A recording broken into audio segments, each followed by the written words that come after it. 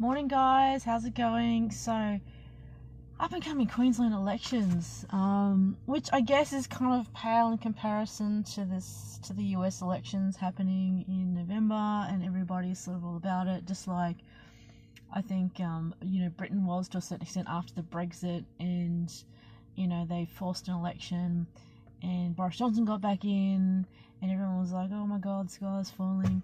It kind of reminds me of in 2016 when Trump was gonna run, and people were saying, no, he's not gonna win, yeah, whatever, as if, and he got in.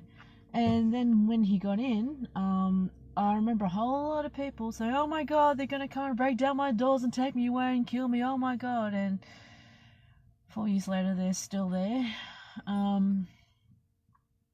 I don't know, people get really, really invested in the elections, and I can understand to a certain point, because that is one of the few chances that you get to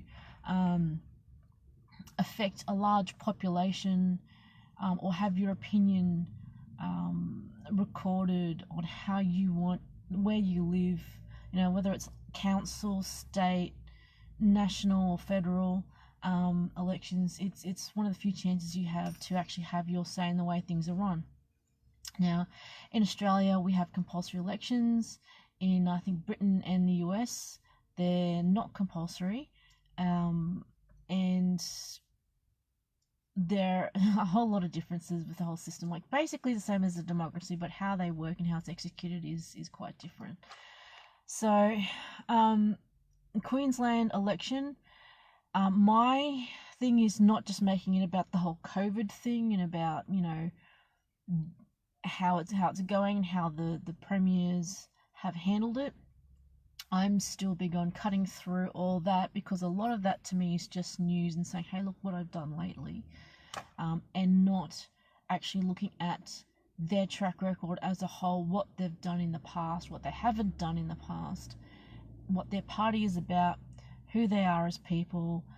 Are they willing to make the hard decisions, not just make decisions to lock people up and then allow people out gradually to get more favour? I mean, that's an obvious ploy for me.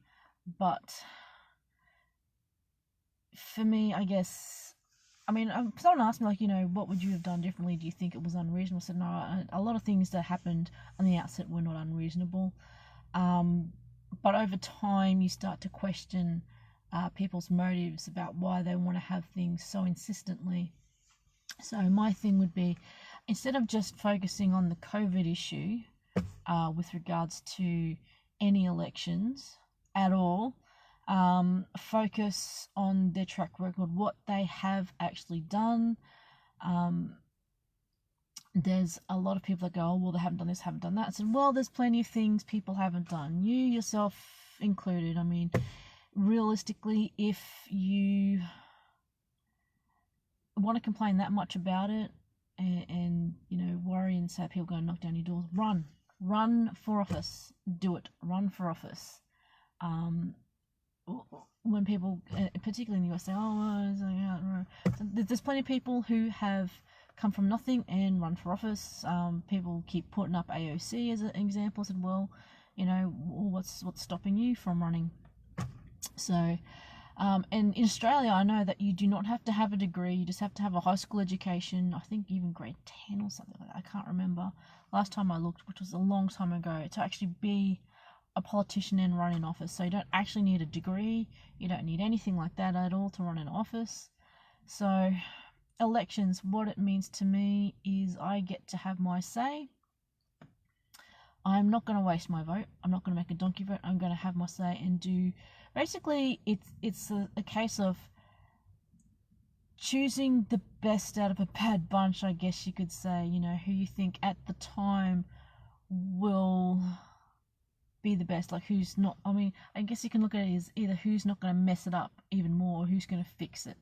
I mean, I want to have a forward-looking, much more ironically progressive or developmental. I say, progressives nowadays is a pejorative, and which I take an offense to, but someone who's willing to make some of the hard decisions. Some of those might actually be to be conservative fiscally, but then other times it could be to not. I mean, it depends on where you are at. Recently they handed down the latest federal budget in Australia, and everyone sort of looks at it, and nothing actually stops. We have like what we call caretaker mode, where things still tick over on a basic level, and they've given tax cuts to your average ordinary everyday people. They've moved what we call the tax brackets, and increased them so that a lot of people will save money. It's not a lot, but that is an extra bit for every Australian to be able to spend and to have free, or to pay off debts, or to do whatever in the economy, which I think is a good thing. So elections, do your research. I really mean that. Have a look at who they're preferencing. In some states and territories, that it depends. I don't think we no longer have first past the post here, which is one vote, one party, and that's it. You can do that. I think we have to do preferential now, where you got to take, this is my first, my second, my third, my fourth, my fifth, all that sort of stuff. And we should really do our research into our preferences. Don't just automatically put someone at the bottom, or put someone at the top, or then have a mixed match of people in the middle. Look at who they're preferencing. Look at their how to vote cards. How to vote cards is how they're going to preference. Look at their policies. Go to their website. Do your research on the people. In some places, you can even go out and talk to them. I fully encourage that. Get engaged if you really want to have your say and make it really count, and be thoughtful about it. To those people, even though we have compulsory voting here, and they choose not to vote because of whatever reason, or some people aren't even registered to vote, don't complain to me about politics and what's going on. You elected to not participate. And have your say. And for those who do donkey votes, again, don't complain to me. Yeah, it could be that all of them are shit, but which one's the less shit in your mind? Anyway, I better go. I've got things to do, places to be, whatever.